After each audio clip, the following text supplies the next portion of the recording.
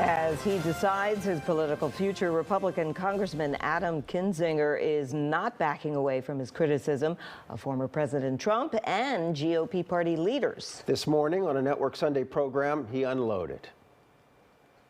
This isn't the end of my political future, but the beginning. Congressman Adam Kinzinger speaking out about his decision not to seek re-election. He told ABC's This Week one of the reasons his party's embrace of the stolen presidential election lie. It's me, Liz Cheney, and a few others that are telling the truth. And there are about 190 people in the Republican Party that aren't going to say a word. Kinzinger is one of 10 Republicans who voted to impeach President Trump over the January 6th insurrection. He also serves on the House committee investigating the attack.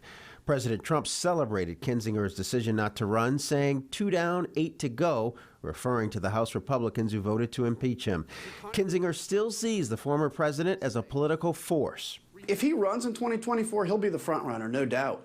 But I think the Republican establishment now, whether it's the NRCC, whether it's Kevin McCarthy, have held on to Donald Trump. They have continued to breathe life into him. Kinzinger announced he would not seek a 7th term after state lawmakers passed a new congressional map drawn by Democrats that put him in a new district with Trump supporter Congressman Darren LaHood. I'm not complaining. It's redistricting. I get it. It's being done and abused everywhere. A U.S. Air Force vet who served in Iraq and Afghanistan, Kinzinger signaled he's sticking around. I'm optimistic for the future, whether that means I'm in the House or something else or just fighting for this political cause.